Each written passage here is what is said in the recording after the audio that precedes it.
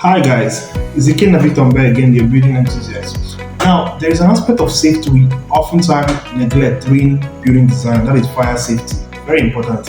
Yes, we don't pray for bad things to happen, but we need to be prepared to get you to safety when it happens.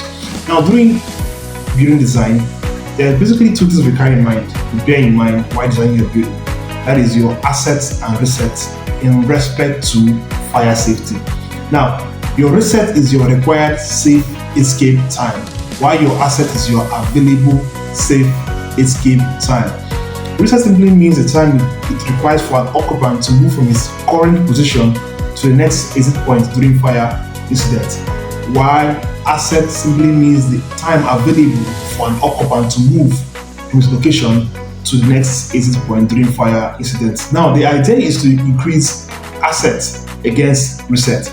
But then before that, reset is comprised of basically four things.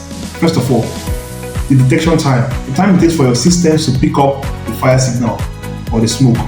Second of all, the recognition time, time it takes for you, an occupant, to recognize that there's a fire in the building and for you to run.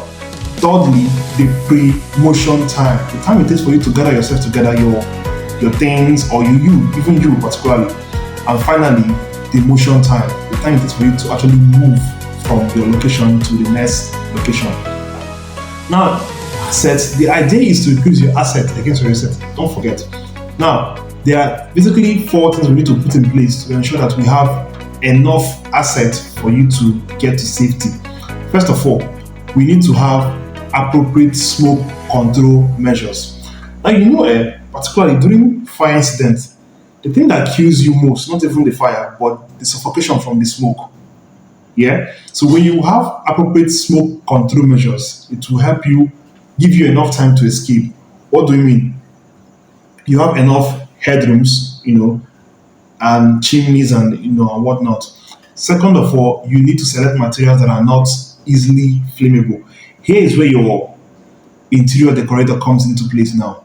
What kind of materials are you using? What kind of curtains are you using? What kind of sofas are you using? Those kind of things also help in feeding off fire. Thirdly, you need to have appropriate internal lining materials. Now, for people who use timber to do the interior decoration on their walls, I pity you because there's a high chance that if there's fire, you know what it means. And finally, you need to have appropriate firefighting systems to control those fire at the incipient stage. If you do this, if you follow these guidelines and principles, you will have enough assets to get you to safety. I hope you learned something today. See you on the next one. Thank you.